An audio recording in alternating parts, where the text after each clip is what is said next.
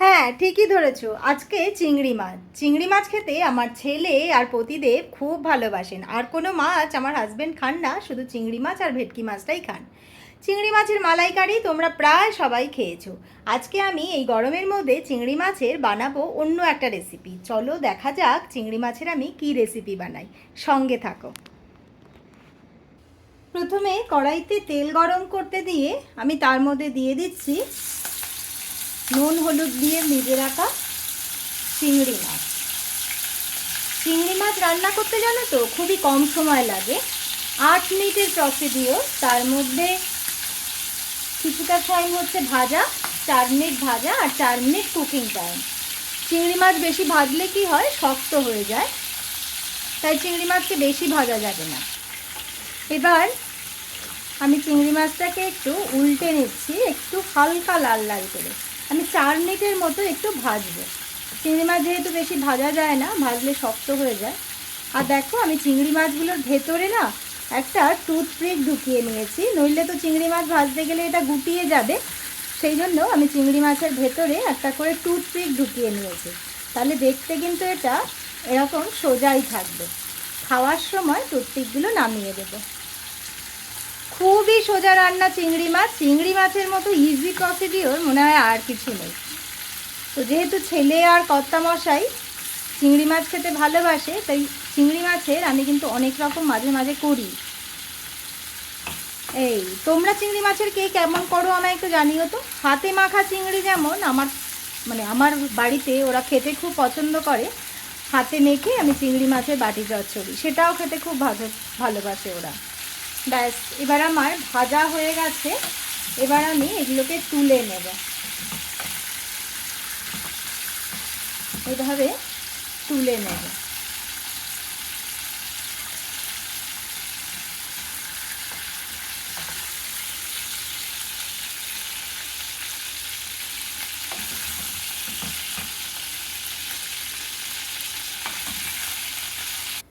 এবার ওই তেলেতেই আমি দিয়ে দেবো একটু ফোড়ন, এলাচ আর হচ্ছে একটু দারচিনির ফোড়ন।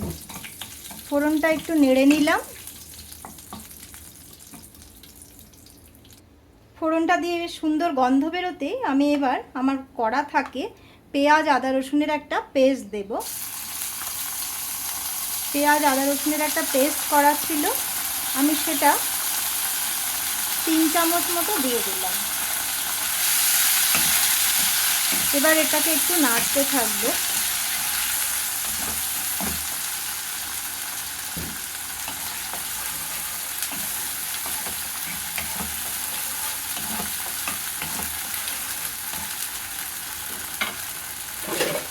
এই অবস্থায় আমি এটাকে একটু ঢেকে দেব, ফ্লেমটাও একটু কমিয়ে দেব।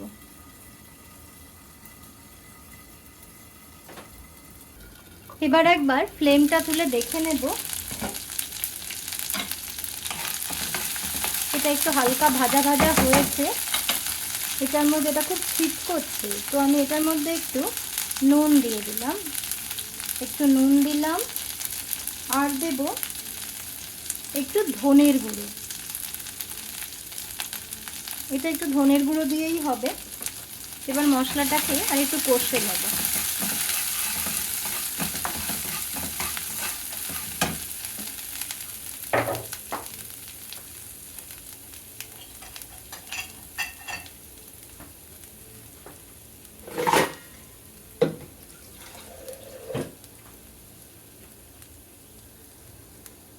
সামান্য একটু জল দেব যেন মশলাটা পুড়ে না যায়। দেখো রান্না তোমরা সবাই জানো, কিন্তু আমি কি করে করি সেটাই আমি তোমাদেরকে একটুখানি দেখাচ্ছি।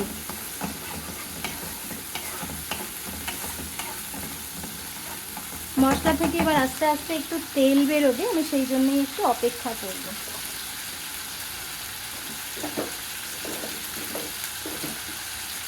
আমি কিন্তু এর মধ্যে হলুদ গুঁড়ো দেব না, বরঞ্চ আমি একটুখানি লাল লঙ্কার গুঁড়ো দেব।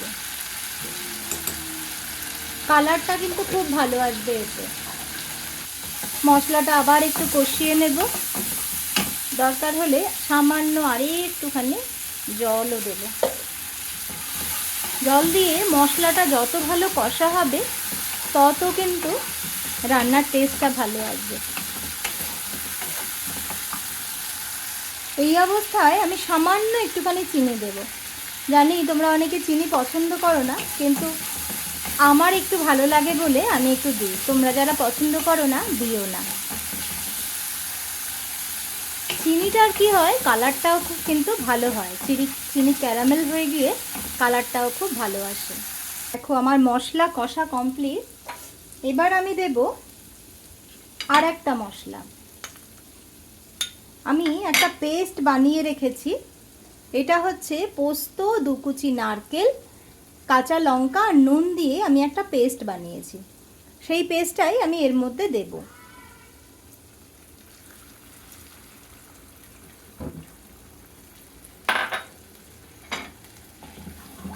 এটা কিন্তু মালাইকারি নয়, এটা একটু অন্য হবে, কারণ মেন ইনগ্রেডিয়েন্ট আমি এখনো এতে দেইনি। এবার আমি দেব একটুখানি টক দই। আমি ফেটিয়ে রেখেছি, টক দই দিয়ে আমি এর মধ্যে দিয়ে দেব। এই গরমকালে না এই জিনিসটা খুব সুদিং হয়।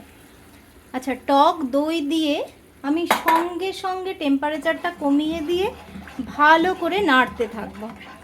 টক দই দিয়ে যদি না নাড়তে থাকি না, দইটা ছানা কেটে যাবে। ভালো করে নাড়লেই এটা আর ছানা কাটবে না, একটা স্মুথ সুন্দর পেস্ট হবে। আর বলে রাখি, আমি যে ওই পোস্ত, নারকেল, কাঁচা লঙ্কা, নুন দিয়ে একটা মিক্সিতে পেস্ট বানিয়েছি, ওটা আমি একটু ছেঁকে জলটা বার করে নিয়েছি। একটা স্মুথ পেস্ট, খেতে গেলে না মিহি একটা, মুখে খুব ভালো লাগে খেতে। মশলাটা আমার প্রায় হয়ে গেছে। এটা আমার খুব বেশি লিকুইড হবে না, একটু গ্রেভি খুব বেশি হবে না, একটু হালকা হবে। এবার আমি চিংড়ি মাছগুলো, ভেজে রাখা চিংড়ি মাছগুলো আমি এর মধ্যে দিয়ে দিচ্ছি। একটিবার হলেও তোমরা রেসিপিটা একটু করে দেখো। আমার মনে হয় খুব একটা তোমরা আশাহত হবে না, ভালো লাগবে। এটা দিয়েছি, দিয়ে আমি এবার ঢেকে দেব। এরপর আমি এর মধ্যে কিছু চেরা কাঁচা লঙ্কা দিয়ে দিলাম, দিয়ে আমি এটাকে ঢেকে দেব। ওই যে 4 মিনিট রান্না করেছিলাম, আর 4 মিনিট এটাকে ঢাকা দেওয়া থাকবে। 4 থেকে 5 মিনিট পরে চলে এলাম। ব্যাস, আমার রান্না একেবারে কমপ্লিট। এবার আমি উপর থেকে একটুখানি দিয়ে দেব শাহি গরম মশলার গুঁড়ো, সামান্য পরিমাণ, আর একটু দেব সর্ষের তেল। এই সর্ষের তেলের গন্ধটা না এটার মধ্যে খুব ভালো লাগবে। এই হয়ে গেছে, আমি আবার একটু চাপা দিয়ে রেখে দেব। ব্যাস, রেডি হয়ে গেছে আমার চিংড়ি, দই চিংড়ি। এবার ধোয়া ওঠা গরম ভাত, আর তার সঙ্গে উচ্ছে ভাজা, আর দিলাম 2 পিস চিংড়ি মাছ। কেমন লাগছে বলো তো? উপর থেকে দিলাম একটুখানি গ্রেভি।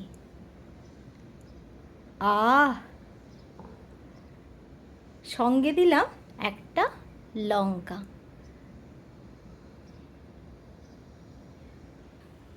দেখো, সার্ভ করে দিয়েছি আমি আমার দুপুরবেলার লাঞ্চ থালি।